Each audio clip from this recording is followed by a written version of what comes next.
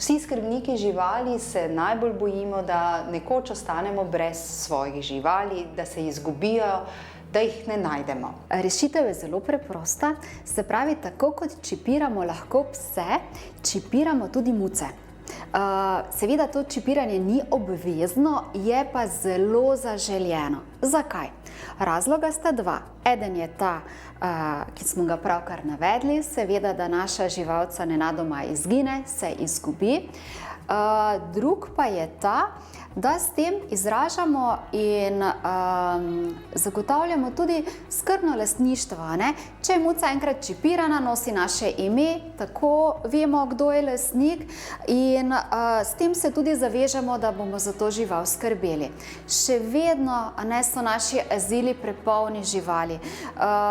Tukaj prevladujejo predvsem muce, vedno zmanjka prostora za njihovo namestitev. Društva za zaščito živali se trudijo po najboljših močeh, kolikor gre, pa vendar ni dovolj. In kaj se bo zdaj zgodilo? Pomlad bo, številni neželeni mačji mladički bodo spet prisotni, ki bodo velikokrat končali tudi, bomo rekli temu, na žalosten način. Zato je prav, da ozaveščamo na eni strani z sterilizacijami, kastracijami, dajte, naredite to sedaj, in pa seveda, da živali čipiramo in točno vemo, čigave so.